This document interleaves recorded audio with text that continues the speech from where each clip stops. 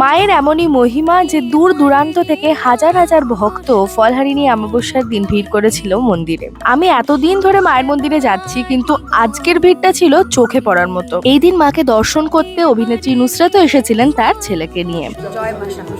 আমার মাঝে মাঝে কি মনে হয় জানো, মায়ের নামের মধ্যেই না অদ্ভুত একটা শক্তি আছে। যখন খুব কষ্ট দুঃখ তোমাদের মনকে ভারাক্রান্ত করবে, একবার মন খুলে জয় মা শ্যামসুন্দরী বলে মাকে স্মরণ করো, দেখবে সমস্ত মনের ভার যেন চলে যায়। প্রতি অমাবস্যাতেই মায়ের অন্ধকারের পুজো হয়, আর এই দীর্ঘ সময় অন্ধকারের পর যখন প্রথম আলোটা ফুটে মায়ের মুখটা দর্শন হয়, তখন মায়ের দিক থেকে চোখ ফেরানো দায় হয়ে যায়। মায়ের নতুন বাড়িতে এবারই আমি প্রথম অন্ধকারের পুজো দেখলাম, কিন্তু সেদিন আমার শরীরটা এতটাই খারাপ ছিল যে খুব ইচ্ছে থাকা সত্ত্বেও আমি ভাবছিলাম হয়তো আসতে পারবো না। হঠাৎ করেই দুপুর থেকে শরীরটা এতটাই চনমনে হয়ে গেল যেন মনে হলো মাই টেনে নিয়ে এলেন তাকে দেখার জন্য। আর এটাই হয়তো মায়ের মহিমা, যদি উদ্দেশ্য সৎ হয় তাহলে মা সর্বদা পাশে থাকেন।